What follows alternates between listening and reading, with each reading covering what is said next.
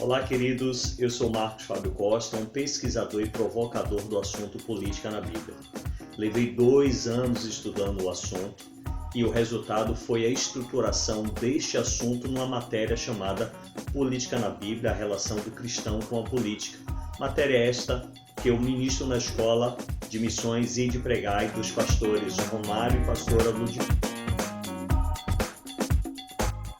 No curso, a gente sempre tenta desconstruir conceitos que foram implantados no seio da comunidade cristã, conceitos como Deus não se mete com política ou o cristão verdadeiro não deveria se meter com política. Eu sempre pergunto, de quem é o interesse de tirar Deus da política?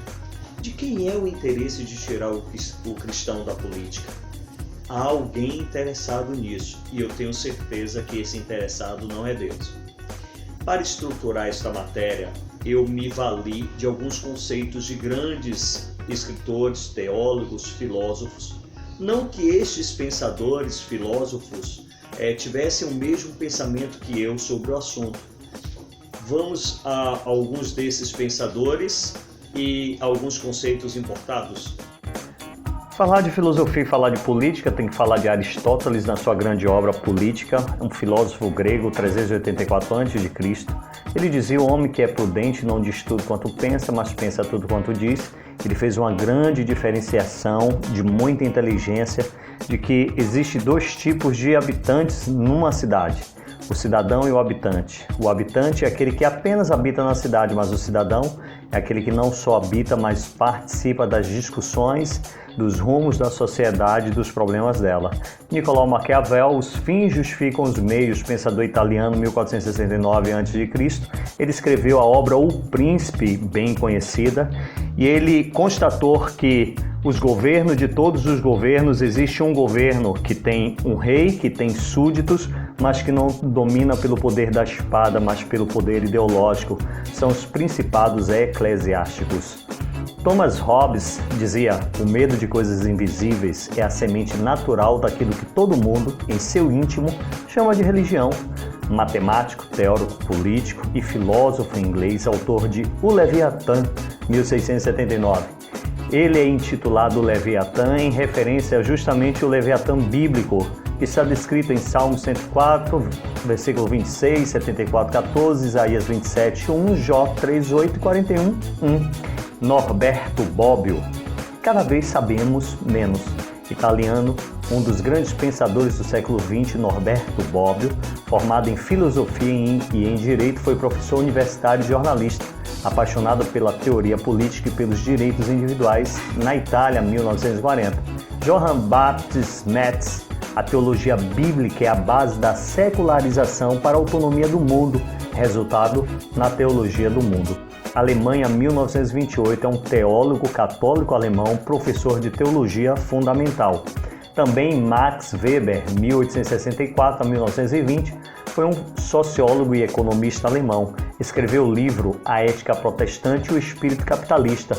O fato que os homens de negócios e donos do capital, assim como os trabalhadores mais especializados e o pessoal mais habilitado técnica e comercialmente das modernas empresas, é predominantemente protestante. Nesse estudo, ele fazia uma correlação entre a fé e a pregação dentro das igrejas e a teologia que se pregava e o posicionamento social, a estratificação social dessas pessoas dentro da sociedade.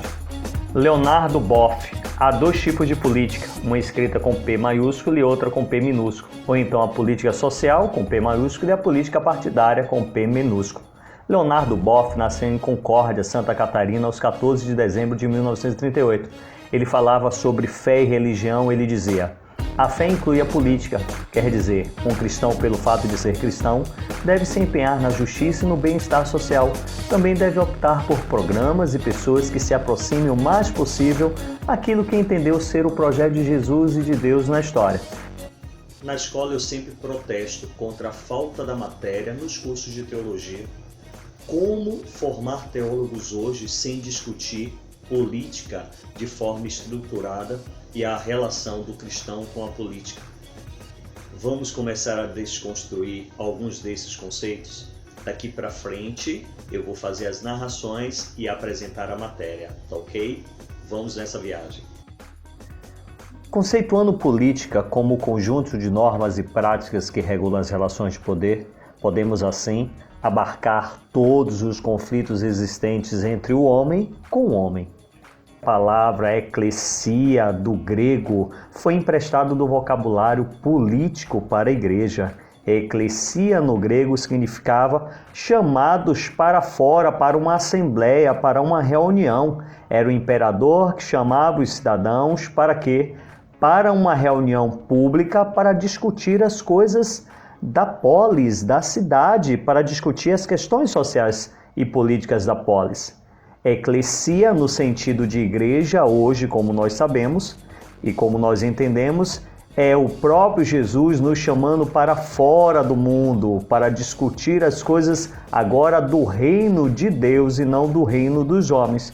Portanto, igreja e política têm tudo a ver, inclusive no sentido etimológico da palavra e no sentido original da palavra. A palavra igreja foi emprestada do vocabulário político. Mas nós vamos avançar nesse conceito, porque tem muitas semelhanças à eclesia dos cidadãos civis, os cidadãos da terra, e a eclesia divina, a eclesia dos cidadãos celestiais. Por quê? Porque na eclesia dos cidadãos civis da terra, as regras para ser aceito pelo Estado existem, é a própria Constituição. Assim também como na Assembleia, na Eclésia Divina, também tem os mandamentos para sermos salvos. Na Assembleia dos Cidadãos Civis, a desobediência leva à condenação, à exclusão da sociedade. Também na Assembleia, na Igreja Divina, a desobediência leva à morte espiritual e exclusão da comunhão. As atitudes individuais afetam a coletividade na Eclesia dos Cidadãos Civis. As atitudes individuais afetam o corpo na Igreja Divina. Assembleia dos Cidadãos da Terra, a submissão a autoridades do Estado. Também na Eclesia Divina, a submissão a autoridades espirituais. Aqui, na Assembleia da Terra, quanto melhor forem as relações, melhor será o convívio com os diferentes. Na Divina também, quanto melhor forem as relações, mais seremos parecidos à imagem de Cristo. O interessante notar que a própria palavra sinagoga também tem um sentido correspondente. Quando nós traduzimos em hebraico, a palavra sinagoga é mais frequentemente traduzida por Beit Knesset, que significa literalmente casa de assembleia. Se soar familiar, é provavelmente porque você reconhece a palavra Knesset, que é o nome utilizado para o parlamento israelense. Mas qual é o significado da palavra sinagoga em grego? Assim como a tradução em hebraico, significa simplesmente assembleia ou reunião. Desta forma, o parlamento israelense de hoje tem a mesma raiz da palavra assembleia, Knesset, ou seja, são duas palavras de origem política aplicada ao reino de Deus, a igreja, a eclésia, hoje na terra. Se aprofundando no tema política na Bíblia, a interpretação da visão política dentro da Bíblia se dará através de profundo estudo das relações entre o modo de governo dos impérios que dominaram os judeus e que são revelados através dos relatos bíblicos, principalmente quando o povo hebreu-judeu estavam cativos a estes impérios. O livro de Esdras, Neemias e Daniel revelam-nos um pouco do ambiente político interno dos reinos dominantes e a forma de governar povos de culturas diferentes. O livro de Levíticos vem apresentar para o povo hebreu o conjunto de normas e decretos que viria a ser o fundamento de uma futura constituição do futuro Estado de Israel. O livro de Juízes narra o começo de uma organização política através dos juízes. Este tipo de organização virá a culminar na instituição da monarquia, onde os livros dos reis e crônicas narrarão o mandato de cada rei. Ora em Israel, ora em Judá, com suas falhas e seus acertos no exercício do governo. Os livros dos profetas Samuel, Isaías, Ezequiel, etc. vão fazer um recorte da participação dos profetas no governo de alguns reis e como influenciaram suas decisões através da mensagem de Deus. Observa-se um modo de vida padrão dos hebreus judeus em toda a Bíblia, como fica bem claro em Ester, capítulo 3, versículo 8, que diz: Então disse Ramã ao rei Assuero, Xerxes: Existe espalhado, disperso entre todas as províncias do teu reino, um povo cujas leis são diferentes das leis de todos os povos e que não cumpre a do rei, pelo que não convém ao rei tolerá-lo.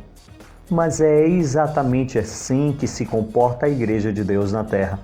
Mesmo sendo cidadãos terrenos, nos comportamos como um povo diferente, um povo que só está aqui de passagem, mas que tem dupla cidadania, a cidadania da terra e a cidadania dos céus.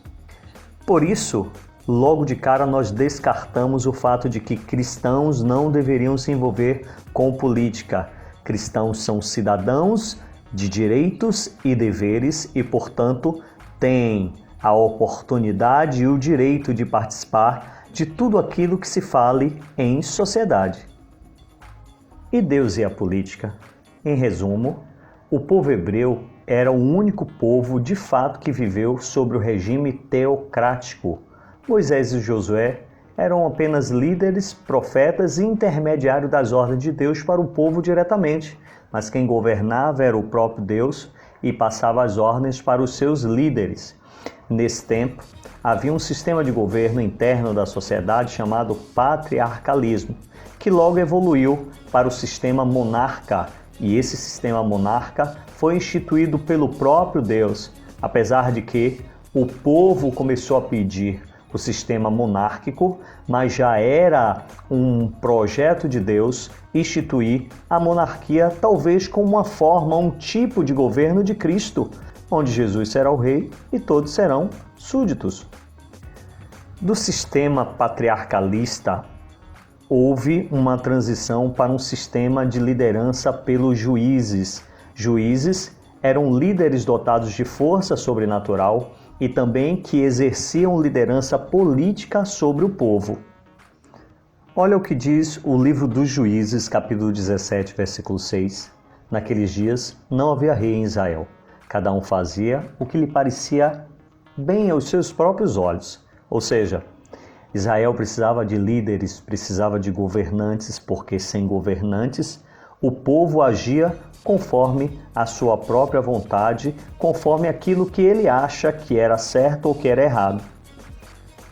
A transição do sistema teocrático para o sistema monárquico foi de grande conflito, todos nós sabemos, o conflito entre Saul e Samuel.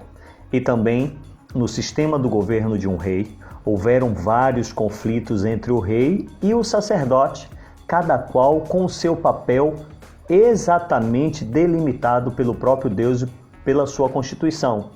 Quando o sacerdote queria fazer o papel do rei, havia conflitos.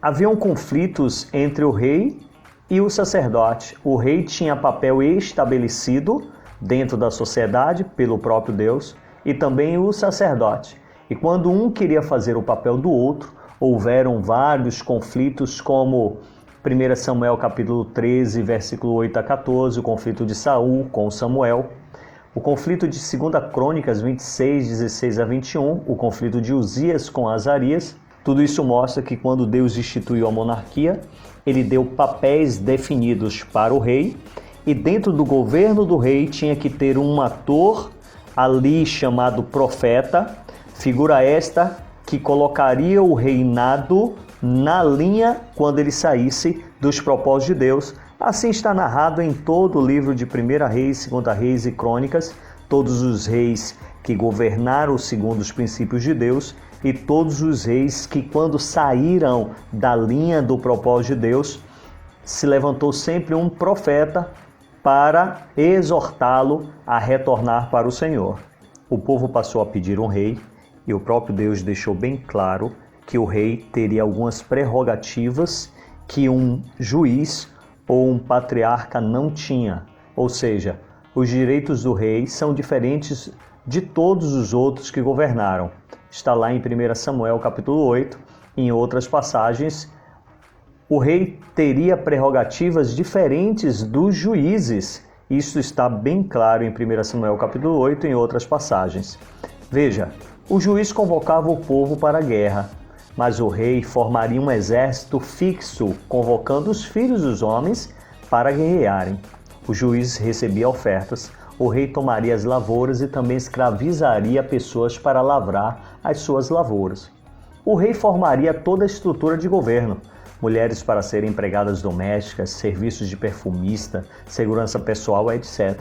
O rei também tinha a responsabilidade de formar a indústria bélica para fabricar armas para a guerra, daí tirar homens determinados para esse ofício e outros determinados para a guerra. Vamos então desconstruir um grande paradigma. Quando usamos o termo "não vou tocar no ungido de Deus", nos referimos à palavra de Davi em relação a Saul e aplicamos a nossa relação com o pastor. Ele é ungido de Deus. É claro que o pastor é ungido de Deus, mas não esqueçamos que Saul era ungido de Deus para ser rei, ou seja, rei era um cargo político. Portanto, temos que ter o mesmo temor e reverência quando tratarmos de políticos e principalmente dos políticos cristãos que foram eleitos pela sua referência no Evangelho.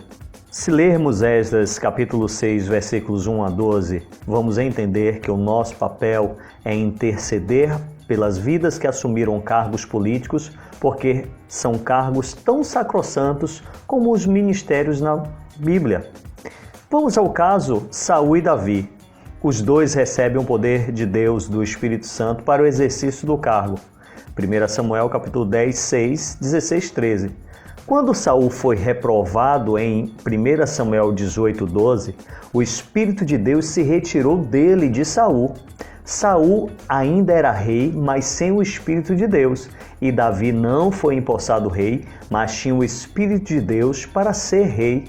O ungido neste caso era Davi, não Saul mais. Veja, quando Davi expressou a palavra "não toqueis no ungido de Deus", ele se referia a Saul, mas ele não sabia que o Espírito de Deus tinha se retirado de Saul. E uma vez retirado de Saul, não havia mais a obrigatoriedade dele estar submisso a Saul, porque Saul foi reprovado por Deus. Portanto, queridos, se alguém está debaixo do propósito de Deus, temos que respeitar.